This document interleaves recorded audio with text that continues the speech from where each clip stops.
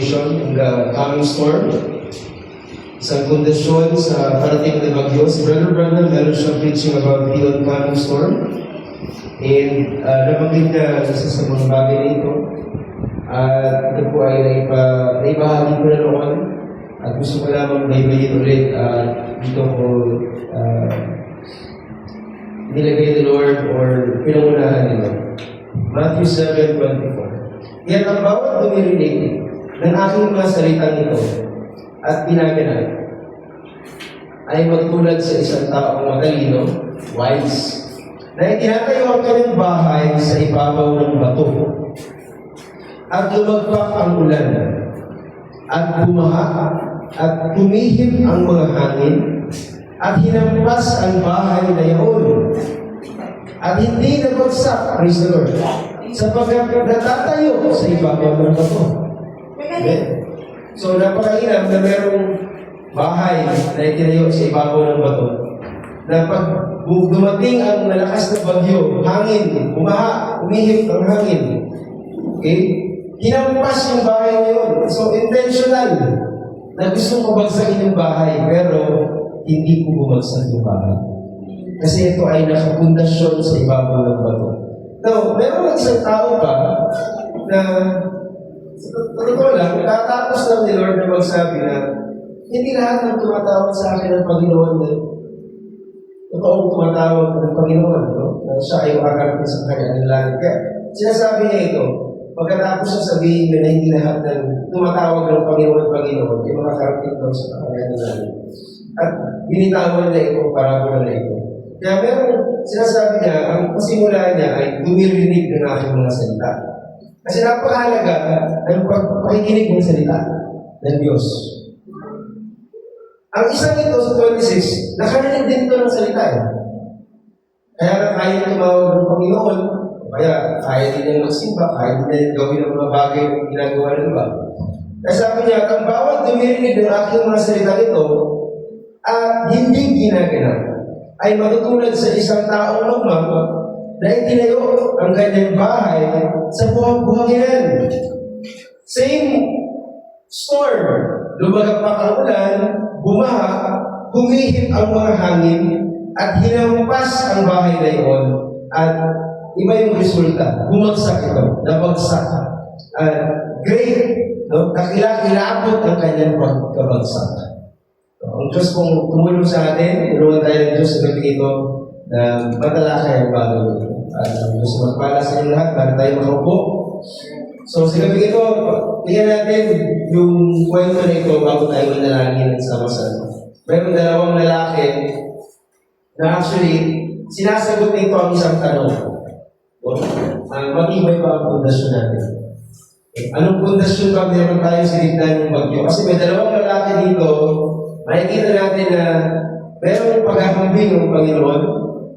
No? Meron siyang kaibahan, meron siyang parehong bagay. At si Brother Branham, gumagamit siya na tinatawag na law of contrast. No? Pagkakaiba. Meron siyang sinabi dito na si Jesus, na sinabi ng Panginoon, meron isang wise, matalino, meron isang mangmang. So dalawang karakter, isang matalino at isang mangmang. Now, hindi natin maiiwasan ito pag dumating na ang scripture sa ating buhay. Kaya, pag dumating ang salita ng Diyos sa buhay mo, darating talaga yung contrast, o kaya, bago magkaroon ng contrast, it's a sense of separation eh. Pinag-iwalay ni Lord yung mangmang at saka foolish. Mangmang at saka matalino. No? Kasi dumating tayo sa punto na we are in the separation. Tayo ay mga anak ni Abraham. Brother Branham once said dun sa God is identified by His characteristic. Sabi niya, we are the children of Abraham. He had come, he had been called out of the land of Chaldeans and the city of Ur. He had been turned out of his city by the commandments of God. Sa tawag ng Diyos, sumagot siya, umalis siya, lumabas siya doon, that he separated himself from all unbelief. That's the first characteristic of God. Separate yourself from unbelief when He calls a man. So kapag tinawag niya ang tao, darating ang punto, kapatid, na sasabihin niya sa'yo, humiwalay ka. Hindi ka humiwalay sa mga tao na kasama mo. Kasi si Abraham, literal, humiwalay sa pamilya niya, sa mga wala. Binalikan lang niya yan. Pero ang iniwalay niya, Abraham, hindi pamilya niya, kundi yung unbelief ng pamilya niya. So, katayo mong anak ni Abraham, tayo pala ay humihiwalay sa lahat ng unbelief. Kapag yung unbelief dumating, naiwan natin. Kasi unbelief is sin. Sin is unbelief. So pag tinawag niya ang isang believer o isang anak niya, tatawagin niya yan as characteristic niya na mag-separate. So Jesus dito, kung nagbigay ng parable kanina, sineseparate niya yung anak niya doon sa mga mangmang. Kasi yung mga anak niya hindi mangmang. Ano kayo? Ang mga anak niya matatalino. So, makikita natin, ang anak ni Abraham, sineseparate ng Diyos. Ayaw niyang sumama ka kasama ng mga rumang. Right? Masakit pag-usapan, pero totoo po ito. Pinag-iwalay ni Lord yung tupa sa ambing. Ano natin yan? Matthew 25. Pinag-iwalay ni Lord yung foolish virgin sa wise virgin. Pinag-iwalay ni Lord yung damo at saka mga trigo. So God is a God of separation. And that is His first characteristic. The first characteristic of God. Kasi sa creation na, iniwalay niya ang umaga sa gabi. Iniwalay niya ang araw sa buwan. So God is a God of separation. Kung hindi man tayo, hindi sa magkakaaway. Pero alam ng Diyos, ang puso ng mga believer, ayaw natin mahiwalay. Pero kung may unbelief, kapatid, pag-isipan mo ba, hindi tayo nabubuhay sa unbelief? The just shall live by faith. No? Hindi by unbelief. Sabi ni Brother Branham, he recognized na after the word of God, the message, when you obtain the birthright, the Holy Ghost, isabihin, that's something that's down in your heart, that's hunger for God. When you receive that, it calls for separation. Sabi niya, kapag na-receive mo ang Holy Ghost, mayroong uhaw, parang may walay ka. Di ka magkataka, humiwalay ka na sa mga nahigarilyo, sa mga may bisyo, sa mga masama ang isip. Come out from among them and be ye separate, said God. Separation. So napakahalaga ang separation. Actually, tinawag tayo minsan ng mga Nazarite. Sabihin mo, Nazarite. Kasi wala ka sa left, Nazarite ka. Hindi ka sa left, kaya ka sa right. Nazarite. Sabi ni Brother Branham, it's a Nazarite vow. Yan. Vow yan, parang marriage vow. Till God goes part. Si Samson, may Nazarite vow yun. Kaya ang lakas na si Samson, kahit libo-libong kaaway niyan, kaya niya talunin. Kasi naka-Nazarite vow mode siya. Totoo lang, kahit si Samuel. Hindi siya pwedeng marumihan. At alam mo ba ang Nazarite? Pinaka-number 1 na equivalent ng Nazarite, separation. Kasi hindi ka pwedeng magkaroon ng vow na ito, maliban na lang handa kang humiwalay. No? A call from God that separate you from the things of the world there. Kaya magkakantang Victory's Mine. Ay, Nazarite. O sinabi ng Nazarite, nakahiwalay ka. Hindi ka nakasali o nakasalig. No? So, ganito yung kwento na ito sa Matthew. Balikan lang natin, yung kanina. Sa Matthew chapter 7. Sineseparate ni Lord ang dalawang ito. May mangmang, may matalino. May matalino, may mangmang. Gusto ni Lord, makita mo yung pinaka-kakaiba nila or pinagkaiba nila. No? Pero sa kwentong ito, I tell you, meron din silang hambingan or sabihin natin magkapareho bagay. Okay? Pareho silang gustong magtayo ng bahay. Both of them wanted to build a house. So may konsepto ito. Kasi pag ang isang tao gusto niya magtayo ng bahay, sa Biblia, hindi lang bahay ang tinatayo niya. Kapag ang isang tao nagtayo ng bahay, sabi nga ng Psalms, maliban ang Diyos sa magtayo ng bahay. Walang kapuluhan nila. So, hindi bahay lang ang tinatayo dito. Pwede natin sabihin, ang pagtatayo niya ng bahay, pareho sila, ay parang pagtatayo ng kanyang ikabubuhay. To build a life worth living for. Nandiyan ang pagbuo ng mga ambisyon. Diyan iikot. No? Diyan manangarap. Walang masama sa pangarap sa tola. Diyan bubuo ng karir na gusto mong tahakin. Diyan yung long-term goals mo sa buhay mo. No? Hindi lang basta short-term lang, panandali ang goal lang, kundi long-term. Gusto mo kung panatayo ka ng bahay, titirahan mo ng mahabang panahon at magkakaroon ka ng resources through that house. At itatayo mo yan, mga kapatid, at makikinabang ikaw at ang pamilya. Kaya, ang pagtatayo ng bahay ay parang pagtatayo ng ikabubuhay, parang din itong pagtatayo ng pamilya. Okay? Pareho sila, gusto nila magtayo ng pamilya. Sapagkat, aanin mo ang bahay kung walang pamilya sa loob ng bahay. So, masabi natin na ang dalawang ito, gusto nila magkaroon ng masayang pamilya, masiglang pamilya, buhay na pamilya. Okay? Matibay na sambahayan. Okay? Shelter. Silungan ng buong pamilya. Dapat nilang asahan. Kapag dumarating ang mga unos, meron silang sisilungan na magkakasama-sama sila, hindi sila watak-watak, hindi sila hiwa-hiwalay. So pareho sila, gusto nilang gawin yan.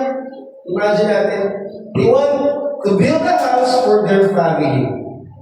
Now, gusto ko pansinin ninyo, sabi ko mga kanina, pareho sila nakapakinig ng salita ng Diyos. Ang pinagkaiba lang nila, sabi ko ba, yung isa ginagawa niya yung napapakinggan niya, yung isa hindi niya napapakinggan, hindi niya ginagawa yung napapakinggan niya. So, pwede natin sabihin, dahil nakikinig sila ng salita ng Diyos, dahil papasok, yung kaisipan din nila na gusto nilang magkaroon ng magandang ministry sa Panginoon. When you listen to the Word of God, you want to have a true service for God. Amen. So gusto nilang maging mainam na church member. Gusto nilang maging mainam na tagapaglingkod sa Panginoon. Hindi lang basta pamilya. Gusto nilang maging, hallelujah, household of faith. Amen. Sabi ni Papa, there's a household of faith.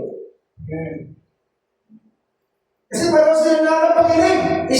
Isang sambahayan ng mananampalataya. Ano gusto nila? Hindi lang sila, kundi buong pamilya, mga kapatid. Kaya maaari natin gamitin na gusto nila magkaroon ng ministeryo. At maaari din nila pareho, as for me and my God, we will serve the Lord. Both of them. Pareho sila may ganung pakitain ang dalawang lalaki nito. And I tell you, both of them listen to Jesus Christ. Kasi ang sabi ni Jesus Christ, tingnan mo 24 tsaka 26. Kaya ang bawat dumirinig ng aking mga salita. Pareho yan, 24, 26 din. 26. Oh. At bawat dumirinig ng aking.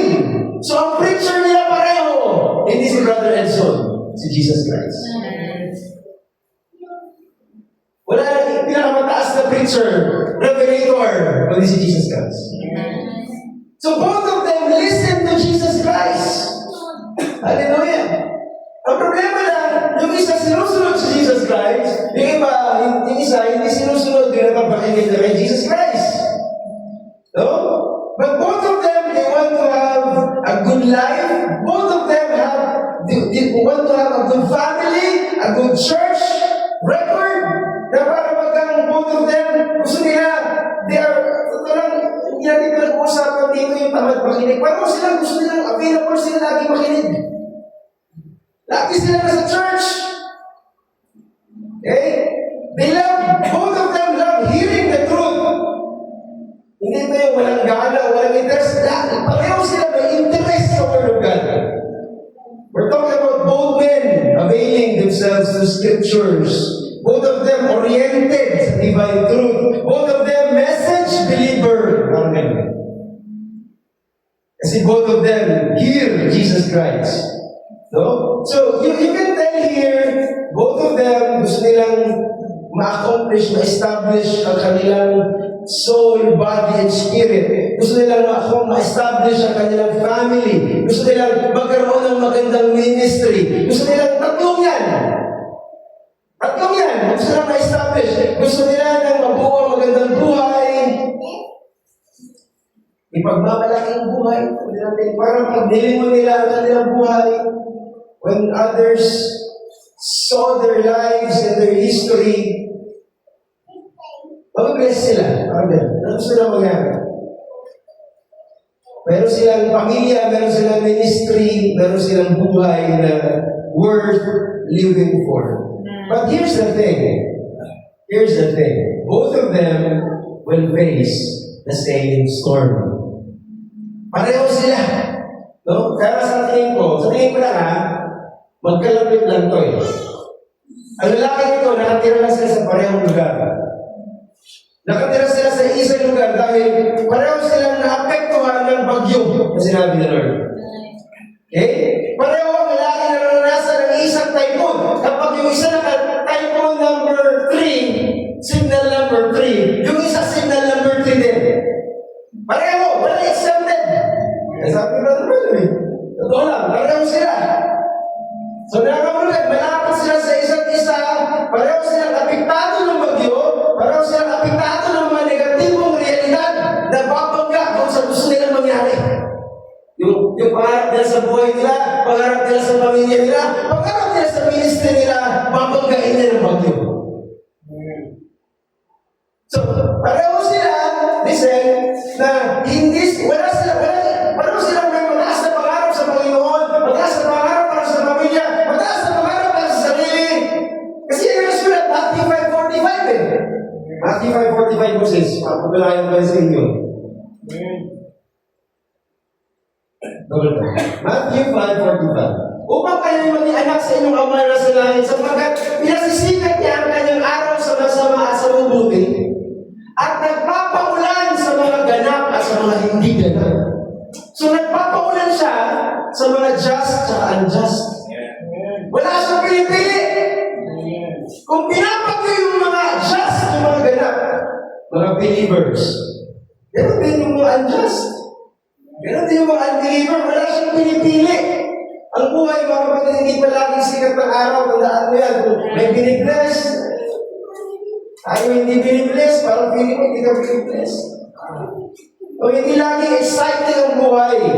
Ang buhay may mga sandali na pagluha, pagkabigo.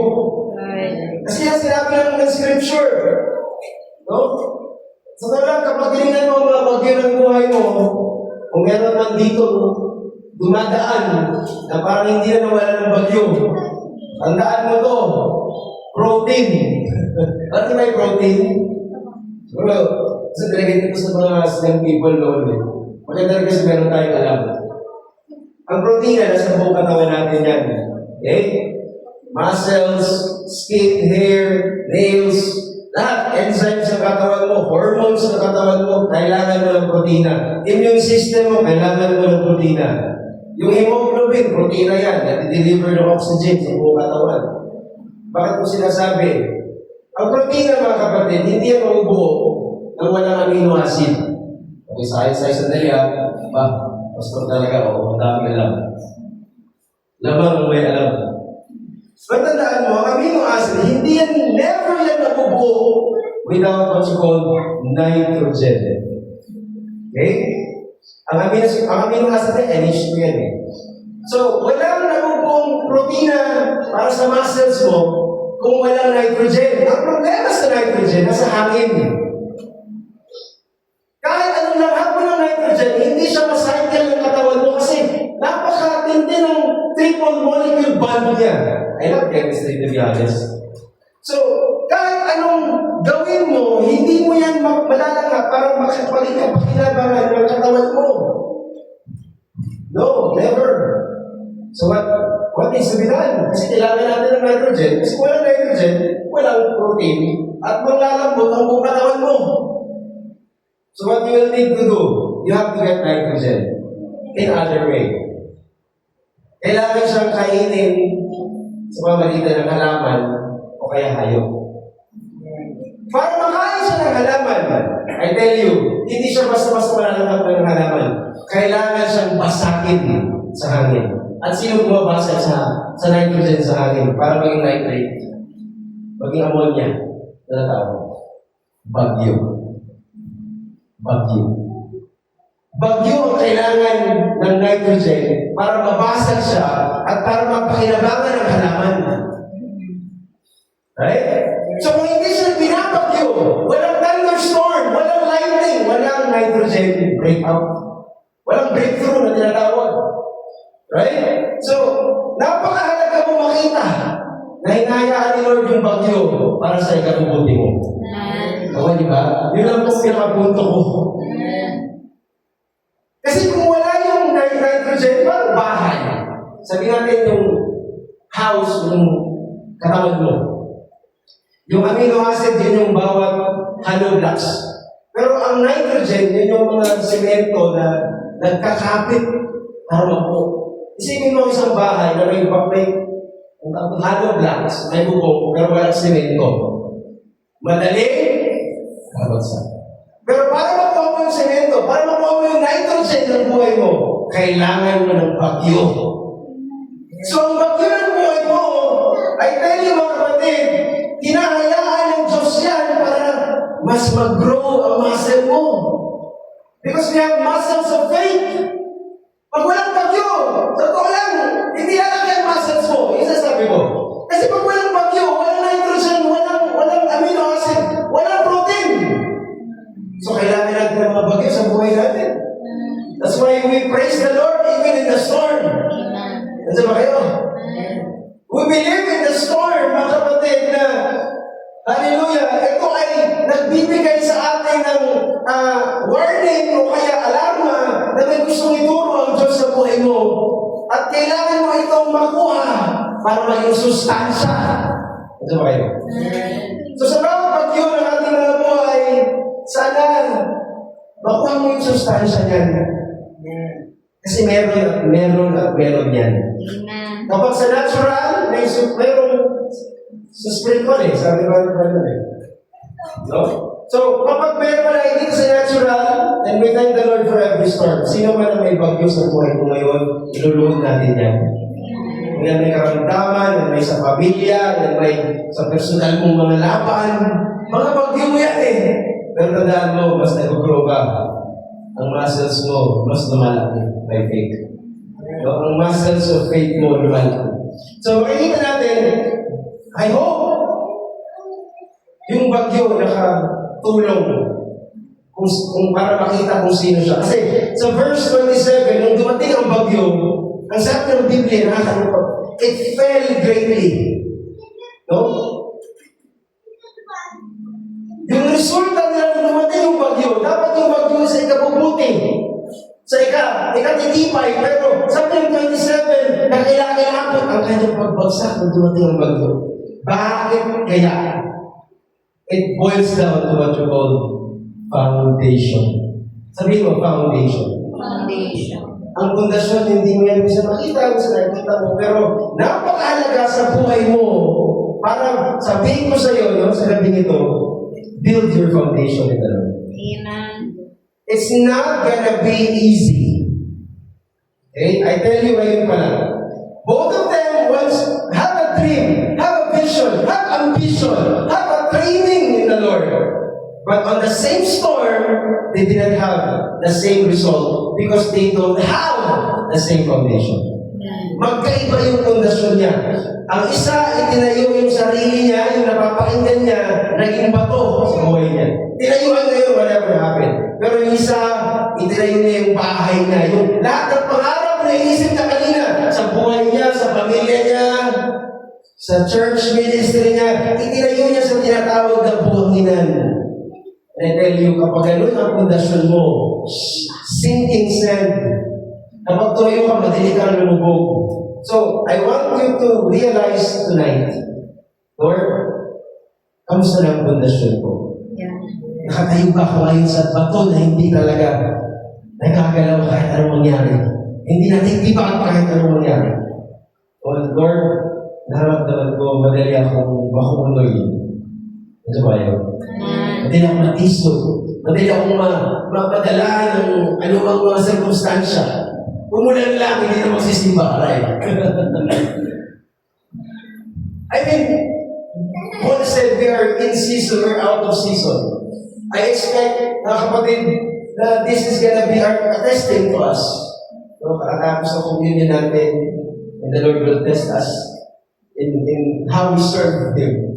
So, it's not about just listening the word, it's about what you give as well to the Lord. Amen. So, yung worship mo, yung praises mo, it's not just monetary, it's all about spiritual. Amen. Kasi ang Lord naghahanap ng mananamba. Diba? John chapter 4 verse 24. Naghahanap siya ng mananamba. At ina-expect niya sa mga honest, eto na yung church na yun. Kasi I'm sorry, to other churches, how can they worship the Lord in spirit if they don't have even the spirit and the truth? Kasi kailangan mo sambahin ng Diyos sa spirito at katotohanan at ipinapangaral yun sa iyo. Nadidinig mo yun. At kung matibay na yung bato na yan, lagi yan nakikita ng Diyos. Na kinakailangan magsasamba tayo sa spirito at katotohanan now. Brother Brown said, Jesus was speaking here of a coming storm, which has got to strike every man and every woman that's born in the world. So wala po exempted kahit mga anak ko. Kasama yan sila. Wala po exempted. There is just no way out of it. Meron talagang bagyo na sa bubain ng ating mga buhay, ng ating pamilya, ng ating ministry. Ikaw lang hindi perfect. Si Brother Edson, I can tell you that. Marami po ako magbagsak. Kaya ipag-pray rin po ako. Sa pinaka-the best ko na gusto ko nandito si brother and si sister kasi may dadagdag na ipag-pray ako. Kasi kailangan ko ng prayer. Higit sa anuman, mga kapatid. The storm will strike you sometime or other. Sana mag-sink yan ng malalim. And it depends on what kind of a foundation that you have. Whether your house will weather it or babagwin it, titibagin it or not. There's been many lives saved because of preparation for storms. Matuto tayo dito. Kapag may bagyo, alam niyo may bagyo. At mayroon tayong gawain, mag-prepare kayo ng maaga. Tingnan natin kung kakayanin natin. Ayoko na naman nasasagupan tayo basta-basta. Pero hanggang nandiyan lang naman kami, wala kang problema, hindi ko kami. No? Pero nasa bawang isa yan, mga kapatid. No? Preparation is the key.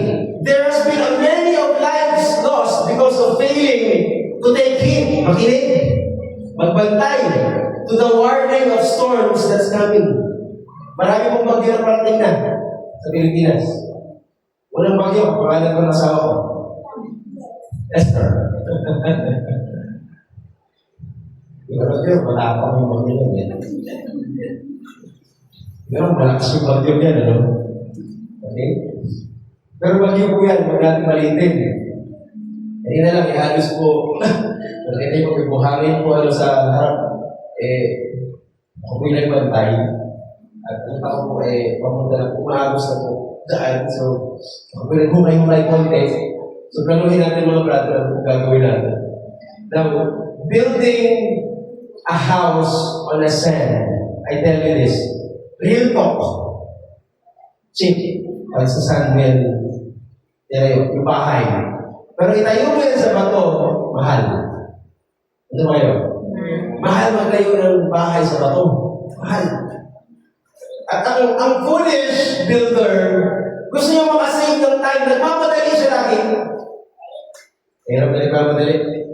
Gusto niya makasave ng effort, ayaw niya mag-exert ng maraming effort, kaya na foolish. Ayaw niya nagtitipid siya, nagkukulimot siya, kaya ayaw niya itayo yung bahay na doon sa bato, kasi mahal pa sa bato.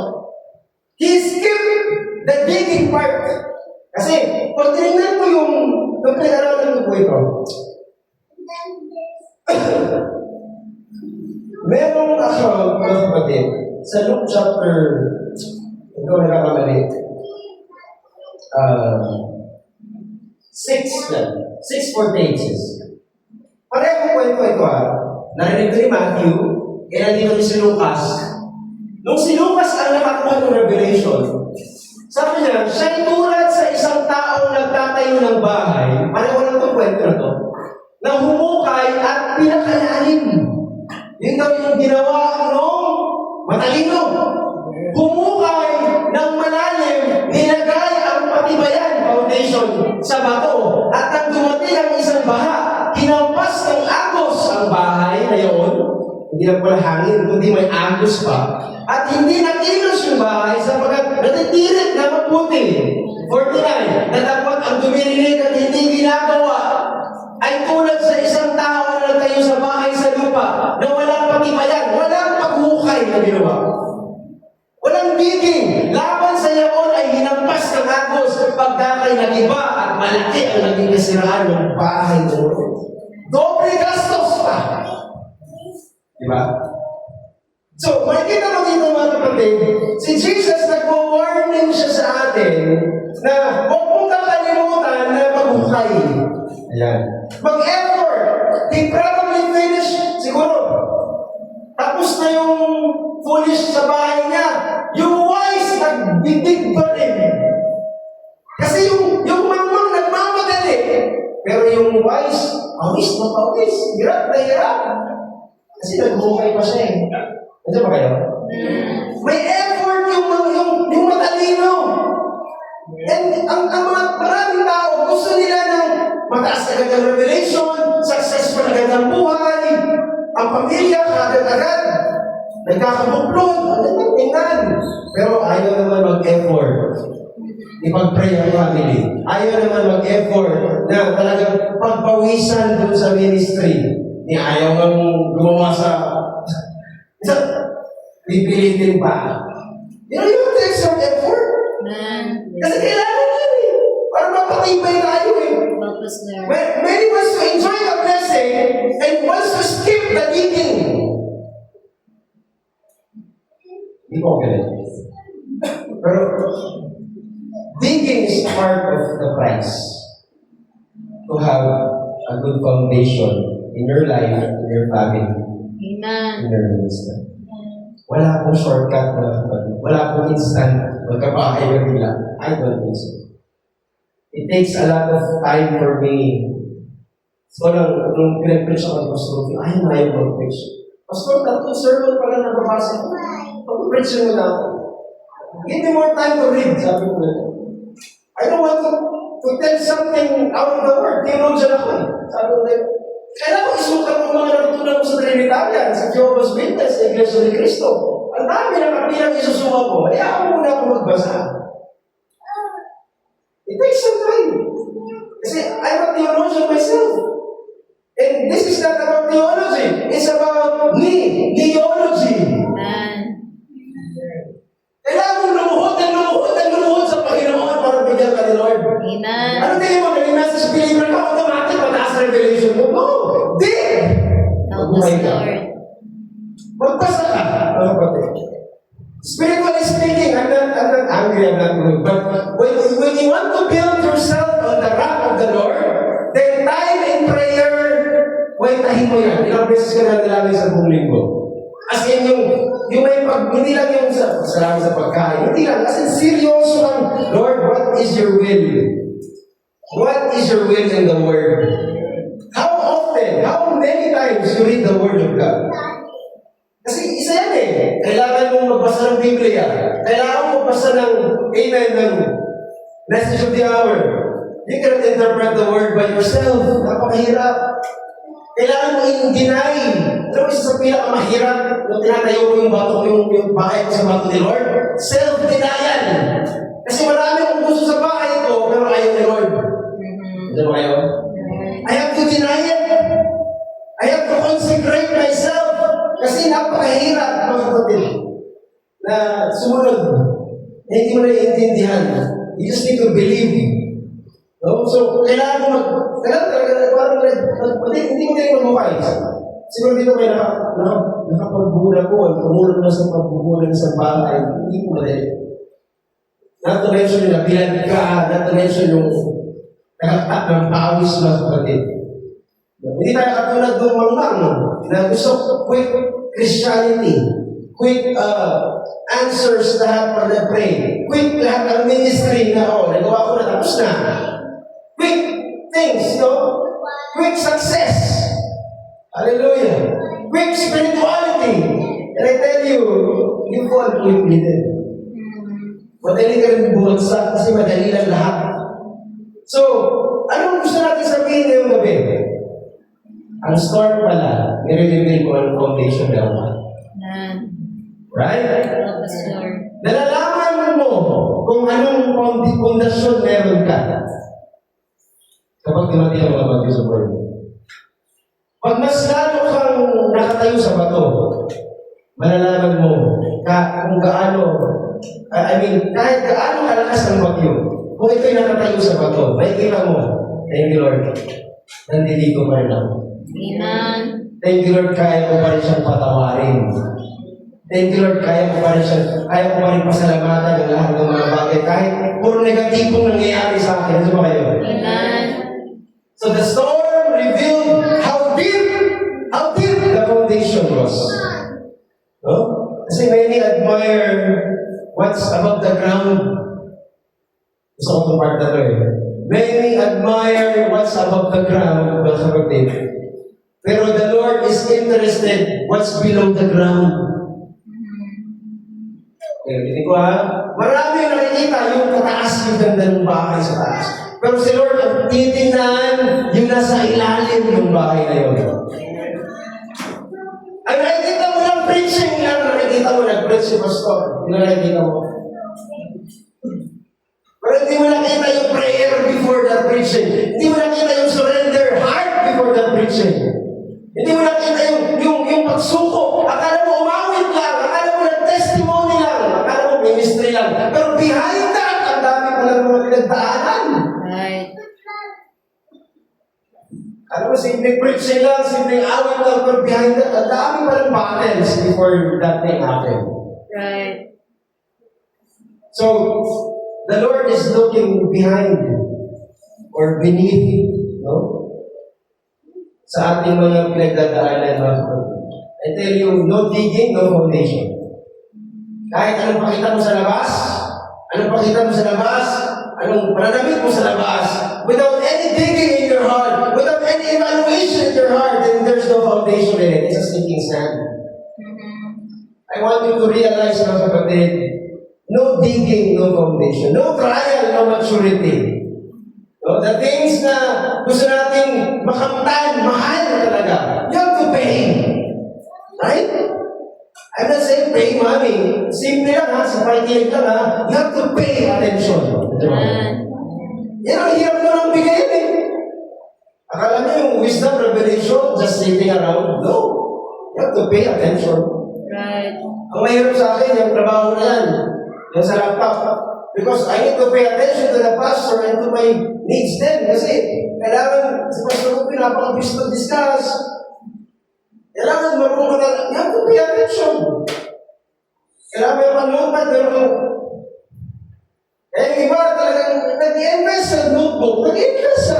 Why? Because it's not about showing up na nag-notes ako. It's about building your foundation. Amen. It's about building your foundation. Foundation yan. Nagtawa ko, tapos ko dito. Huwag Brother Brando. Kasi may parte kong bagyo. Gusto ko maghanda tayo lahat. Not long ago, I was told of a story that happened. I believe I read it in a newspaper down in Florida. We have many great storms that sweeps through Florida. Maraming bagyo sa Florida. Typhoons that come in off the sea and brings the water. Kasi taas daw ng blocks ng syudad. Napakataas. At ang mahirap sa Florida, ang dami rin buhaya dyan. Okay? Hindi lang sa kongreso ko. Florida. Ang daming mga wild crocodiles. Kaya pag bumaha, ayaw na ayaw nila dyan. Kasi ang dami nakakawal ng mga wild, dangerous things. Kasunod lang sila. Okay. So, ang sabi niya, I'm told that their weather prophets are always on the lookout for such storms. Meron daw tumitingin ng mga parang weather prophet, weathercast, ang tawag ito, nagabantay lang ng bagyo. Which away this weather is gathering that will bring forth one of those storms. Because they made it a life study. Nag-aralan nila. And by certain instrument and things that science has provided them, and then by calling ahead and hearing of which away the storm is coming. In short, alam nila ang bagyo, alam nila ang laki, alam nila ang lakas, at hindi sila nagkakamali because subok na nila. Okay? Now, nakakawala ko mas mahaba. I could stop here and preach for an hour on that it takes a greater storm that's coming. It takes a higher wind to turn that storm. No? Kung merong prophet storms ang Florida, meron talagang totoong wind. Sabi niya dyan, yung hangin ng Day of Pentecost, siya pa rin yung mas dakilang wind, sabi na hangin. Okay, verse 6, and these prophets of the weather in Florida are pretty accurate with their prophesying. They are sent for that purpose, to warn the people. I was reading, I forgot just now, I believe it was the newspaper of a storm a few years ago, that was on that way across Florida, central Florida, and all the regions around Okeechobee was warned. Okay, pupunta tayo sa word na warned or warning. Kasi nakita nila ang isang malakas na bagyo. Sasabi ko Brother Brandon. Meron isang Christian, very renowned Christian, na narinig ito from the radio. The great typhoon was coming that way, twisting down trees. Everyone was warned to get to safety. And he thought of his neighbor who had a chicken farm. Meron itong Christian citizen na ito, meron siyang kapitbahay na maraming manok. At sabi ko na si Brother Branham, yung buong buhay nila, okay, sabi niya, all that they had in life was tied up with these chickens. Hindi nila kaya iwan yung manok nila of their living. Kasi hindi nila talaga. Kaya nung narinig siya, sabi nito, and he rushed quickly, frantically up to the gate, and stopped his car and jumped out and said to his fellow, kapitbahay niya, Christian ito, pwede ni Brother Branham, take all the chickens and put them in your storm shelter, and you rush over to mine, because there is coming a typhoon or a storm that's going to twist everything down. Ang sabi ng kapitbahay. And the man, yung kapitbahay, naman yung mga manok, looked him in the face and laughed at him. Pinagtawanan lang siya. He said, nonsense. I have heard them predict such things before, and it never did happen. And the Christian neighbor was so excited. He said, but what if it does happen? What if dumating kasi yung bagyo doon, hurricane ang tawag? At alam niyo ang bagyo sa Florida? As in, ipo-ipo po talaga. Nagbabagsak ng lahat ng madaanan. Okay, so we hear remarks like that all along the line, sabi ng kapitbahay. I've heard of this, it's going to happen, and it's going to happen. But it's going to happen one of these days. And it behooves us to listen to every warning. But this man said, I have no time for such foolishness, sabi ng kapitbahay niya. I raise chickens, and I have no time for such.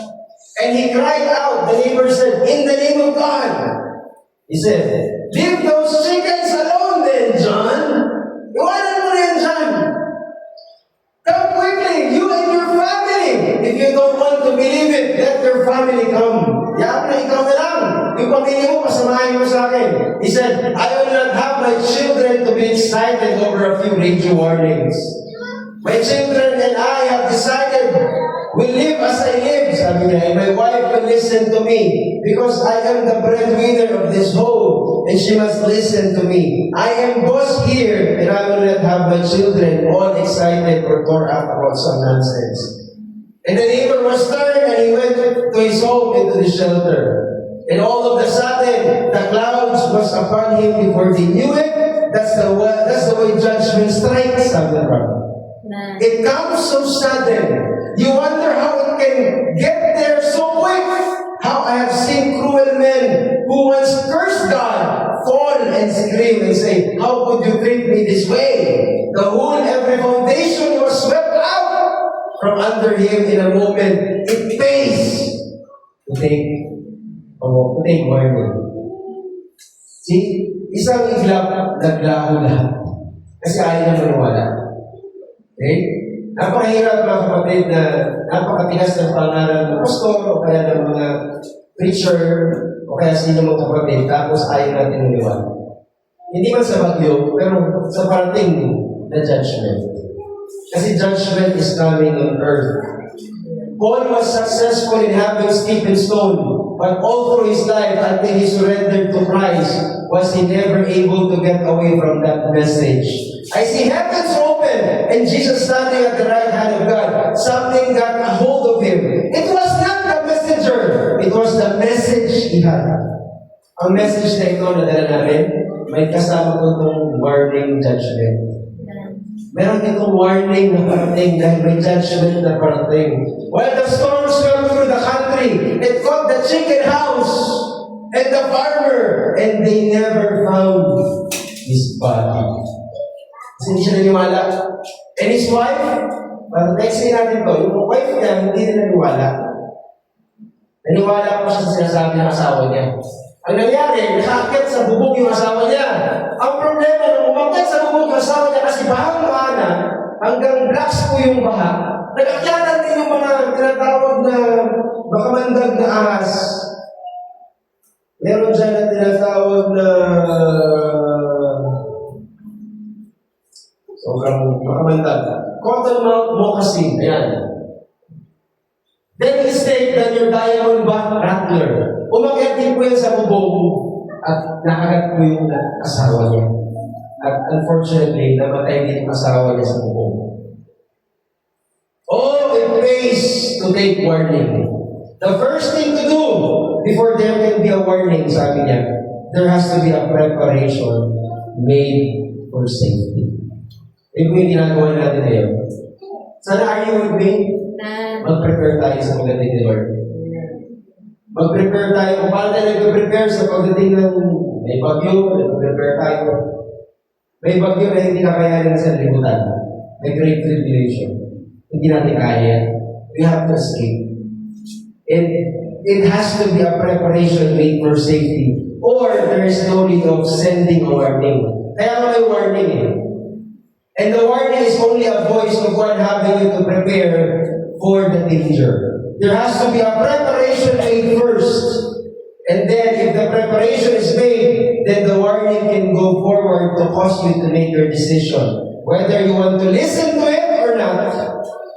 If you don't want to listen to it, well, that's up to you. If you do listen to it, there is safety. Amen. Yung napakadami na na-preach. Totoo lang. Kung meron bang mga preaching dito, it's for those that are new converts. But for those who are old, I hope you have prepared enough. Nakapaghanda na tayo. Kasama po ako doon. Wala akong example. Binibigyan tayo ni Lord na makapaghanda. At kasi kami nito, gusto ko buuin natin ang ating puso. The Lord, ihanda mo ko na pagdating mo, solid yung pundasyon ko sa iyo. Na dumating man ikaw, dumating man anong bagyo, dumating man yung tinatawag na testing. Ano yung testing? Squeezing time. Kasi before Great Tribulation, merong squeezing time. Once na pinatupad initially ang mark of the beast, you can feel it. Hindi ka pwedeng makabili at hindi ka rin pwedeng magbenta. Wala kang karapatang mabuhay. Maliban na lang, kunin mo yung tatak ng sabi or the mark of the beast.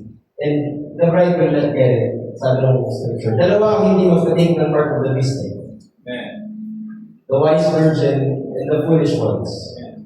The foolish ones will die in great tribulation because they will not take it. But the wise virgin will escape through the rapture. Maghanda tayo. If you believe just one word in the Bible, then believe that part of the Bible. Kasi ang daming mga, dito lang ang Bible eh. Naniwala ako dito, pero ito part na ito, hindi ko naniwala. Well, I hope you believe the entire Bible. The Bible is saying to us, we have to prepare for the upcoming storm. And this church is one of them. Mag-prepare tayo. The Lord bless you. I love you. Palakpakan natin ang Panginoon. I will pray, Lord, sinabi mo sa iyong salita na huwag namin pabayaan ang pagkakatipon na gaya ng ugali ng iba. Kundi, mag-aralan kami sa isa't isa. Lalo kung namamalas na namin na nalalapit na ang mga araw. Pero pahirap ang buhay. Like in the days of Noah, pasama ng pasama. Days of Noah is days of corruption. Days of Noah is days of violence. Days of Noah is days of deceitfulness. Punong-puno ng pandaraya. Punong-puno ng unbelief. Nakata ng preaching ni Noah kung pinaniniwala ang mga tao until one day dumating ang unos, dumating ang bagyo. And unfortunately, the ark is already closed. The door of the ark is closed. At sabi ni Noah, hindi ako ang nagsara ng arka. Ang Diyos ang nagsara. Sino mang magsara? Sabi niya, kapag ang Diyos ang nagsara, kapag Diyos ang nagbukas, walang makapagsara. Pero kapag ang Diyos ang nagsara, walang sino mang makapagbukas. Tulungan mo kami, Lord, nagbukas pa ang biyaya mo. Bukas pa ang pagkakataon na makapaghanda kami. Lord, ipundasyon mo kami ayon sa iyong nais. Lord, huwag mo kami hayaan na magmangmang. Lord, matangay lang ng pagmamadali ng buhay na ito. Matangay lang ng walang paghahanda, Lord. Make us all labor in your kingdom, O God. We'll work till Jesus comes. Amen. Kaya mo magtrabaho kami. Kaya mo, Lord, na i-work out namin ang aming salvation with fear and trembling. Tulungan mo kaming mga tatay sa tahanan. Ipundasyon namin ang aming sarili. Lalo na sa lahat, Panginoon, kami ang ulo ng sambahayan niyon. Tulungan mo kami na matawag talaga na hindi lang ulo, kundi haligi, pundasyon ng tahanan. Tulungan mo ang bawat tatay mo na makapag-desisyon ayon sa ninanais. Kung yung mga inaanap ng tahanan, sino mong may or pinagdadaanan sa oras na ito, may bagyo. At maaaring sa tuwing bagyo, Lord, ay dumidilim ang paligid. Sila ay maging ilaw ng tahanan. Sa unos, Lord, ng buhay, kaya namin lumaban, kaya namin makipagbaka, sapagkat meron kami nakikitang liwanag sa kanila. Tulungan mo kami, Panginoon. Maging ang mga kabataan na gulugod ng iglesia. Ano mo kanilang mga pinagdadaanan sa bigatan, Lord, kung minsan hindi nila kinakaya. Kung minsan, Lord, sarili na lamang ulit. Alam mo lahat ng bagay na ito. Sa gabi ito, Lord, ay kung inulunod ng aming mga sariling katayuan sa iyo, i-check niyo po ang aming mga pundasyon. I-check niyo po ang aming pinatayuan. Nasaan na nga ba kami, Lord? Ano nga ba ang aming pinaka-goal sa buhay na ito? Ano nga ba ang pinakanais sa buhay na ito? Lord, give us the revelation of what this life appears to be, meant to be before you. Hindi sariling ambisyon, hindi sariling goal, kundi yung ambisyon, yung goal sa ating mga buhay. Brother Branham said, the church has an ambition, and she has the highest ambition one, and that is to be in the rapture. Napakataas na ambisyon yun, na walang pera ng makababayad, walang bilyon-bilyan, walang trilyon-bilyan ang pwedeng may bayad sa iyo para makasama sa rapture. But it's the ambition of the bride to be in the rapture. Help us, Lord, tonight, na makapaghanda ang iyong magiging asawa ko para sa darating magaling sa atin nila. Sa iyo pumawi lahat ng kapunan. Pasalamat, tulungan niyo po kami sa aming pagluwag ngayong gabi. Ito po kami sa papagtubay sa aming mga panalangin. at alcohol na dinugulog sa pangalan ng aming Panginoon Jesus Cristo. Amen. Para din ako po sa